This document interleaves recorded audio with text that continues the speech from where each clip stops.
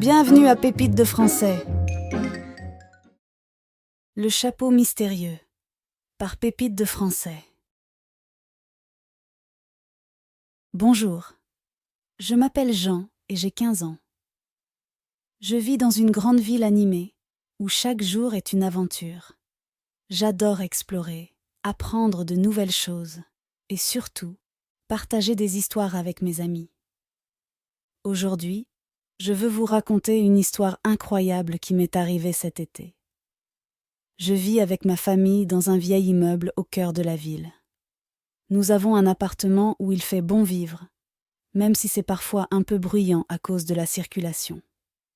Ma famille, c'est ma mère, mon père et ma petite sœur Sophie. Nous aimons beaucoup passer du temps ensemble, surtout le week-end. Cet été, nous avons décidé de faire quelque chose d'un peu différent.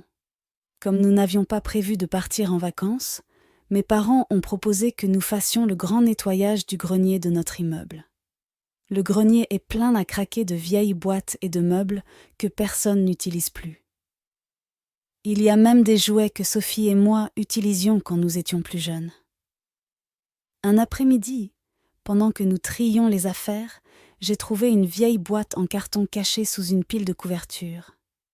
Intriguée, j'ai demandé à mes parents si je pouvais l'ouvrir. Ils ont accepté, et ensemble, nous avons découvert ce qu'elle contenait. À l'intérieur, il y avait plusieurs objets anciens, mais un en particulier a attiré mon attention. Un chapeau très vieux et un peu poussiéreux.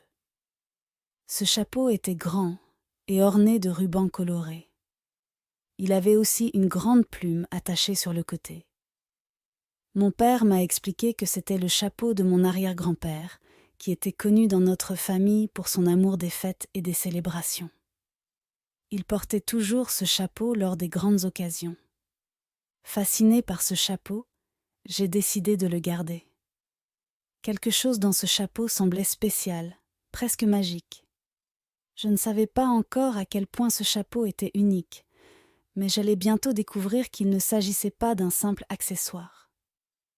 Après avoir trouvé le chapeau dans le grenier, j'étais très excitée de le montrer à mes amis. Le lendemain, j'ai pris le chapeau et je suis sortie pour me promener dans mon quartier. Le chapeau était grand et coloré avec des rubans bleus, rouges et jaunes. Il avait aussi une grande plume rouge sur le côté. Je pensais que ce chapeau était très spécial. En marchant dans la rue, quelques personnes me regardaient. Ils semblaient surpris de voir un jeune garçon avec un chapeau si grand et coloré. Je me sentais un peu nerveux, mais aussi un peu fier. J'aimais mon chapeau parce qu'il était différent et très joli. Je suis arrivée au parc où je vais souvent jouer avec mes amis. Quand mes amis ont vu le chapeau, ils ont commencé à rire. « Pourquoi portes-tu un chapeau si drôle ?» m'a demandé un ami. Je leur ai expliqué que c'était le chapeau de mon arrière-grand-père et qu'il était très ancien. Mes amis ont trouvé cela intéressant, mais ils riaient toujours un peu du chapeau. Après avoir parlé avec mes amis, je me suis assis sous un grand arbre pour lire un livre. Le parc était calme, avec seulement quelques personnes qui marchaient ou couraient. Le soleil brillait et il faisait chaud. J'étais content d'être à l'ombre de l'arbre. Soudain, une petite brise a commencé à souffler. Le chapeau a tremblé sur ma tête. Je me suis senti curieux et j'ai touché le gros bouton doré sur le côté du chapeau. Dès que j'ai touché le bouton, quelque chose d'étrange s'est passé. Je me suis senti très léger, comme si mon corps n'avait plus de poids. J'ai lentement commencé à me lever du sol. Je volais. Au début, j'étais très surpris et un peu effrayé. Mais rapidement, j'ai réalisé que je pouvais contrôler mon mouvement en bougeant ma tête et en inclinant le chapeau. J'ai commencé à voler autour de l'arbre, puis au-dessus du parc. C'était incroyable de voir tout de haut. Les arbres, les toits des maisons et les gens en bas semblaient tous petits. J'ai volé pendant quelques minutes, profitant de la sensation de liberté. Puis, j'ai décidé qu'il était temps de revenir sur terre. Je ne voulais pas que trop de gens me voient voler. Cela devait rester mon secret. Quand mes pieds ont touché le sol, j'étais excitée par ce que je venais de vivre. Je savais que ce chapeau n'était pas ordinaire. Il était magique. J'ai décidé de garder le secret du chapeau pour moi. Peut-être que je pourrais voler encore, mais seulement quand personne ne pourrait me voir. Cette découverte a rendu le chapeau encore plus spécial pour moi. Il n'était pas seulement un souvenir de mon arrière-grand-père, c'était aussi une clé pour des aventures incroyables dans les airs. J'étais impatient de voir où ce chapeau magique pourrait m'emmener ensuite. Après cette première expérience magique, j'ai décidé de ne partager ce secret avec personne, même pas avec ma famille. Le chapeau est devenu mon trésor personnel, et chaque fois que j'avais un moment seul, je m'échappais pour voler un peu. Chaque volume était une nouvelle aventure, une nouvelle façon de voir le monde. Un jour, alors que je volais au-dessus du parc, j'ai vu des enfants qui jouaient en bas. Ils regardaient vers le ciel et pointaient dans ma direction. J'ai réalisé qu'ils pouvaient me voir. J'ai rapidement incliné le chapeau et suis descendue derrière un grand arbre où je pouvais me cacher. Mon cœur battait très fort. Je savais que si quelqu'un découvrait mon secret, cela pourrait causer des problèmes. Ce jour-là, j'ai appris à être plus prudent. J'ai commencé à voler seulement tôt le matin ou tard le soir, quand il y avait moins de gens dehors. Parfois, je volais juste assez haut pour ne pas être vue, juste au-dessus des toits des maisons.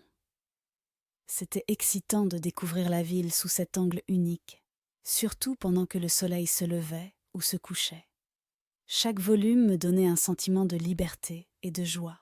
Je me sentais comme si j'étais capable de tout faire. Mais je savais aussi que je devais respecter ce cadeau extraordinaire. Je n'utilisais le chapeau que pour de bonnes raisons, comme aider quelqu'un discrètement ou profiter de la beauté du monde d'en haut. Avec le temps, j'ai appris à connaître les limites de ce pouvoir. Le chapeau ne pouvait me porter que pendant quelques heures avant de devoir reposer. J'ai aussi découvert que je pouvais contrôler la vitesse et la direction plus précisément en pratiquant et en étant patient. L'été s'est terminé et j'ai gardé le secret du chapeau magique. Parfois, j'en parle à mon journal intime, en écrivant sur mes aventures et mes sentiments. Cela me semble être une bonne façon de garder ces souvenirs spéciaux. Je sais que, un jour, je devrais peut-être révéler ce secret ou prendre une grande décision sur l'utilisation du chapeau. Mais pour l'instant, je profite de chaque moment magique que ce chapeau me donne. Il n'est pas juste un objet trouvé dans un grenier. Il est une partie de l'histoire de ma famille et maintenant, une partie de la mienne. Maintenant, le quiz! Question 1. Qu'est-ce que Jean a trouvé dans le grenier?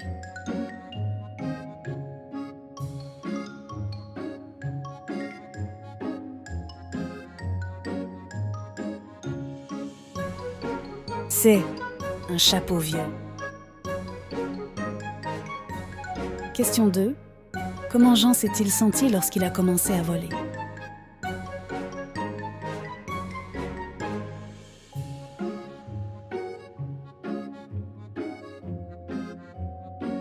Ah, heureux. Question 3. Pourquoi Jean a-t-il gardé le secret du chapeau magique?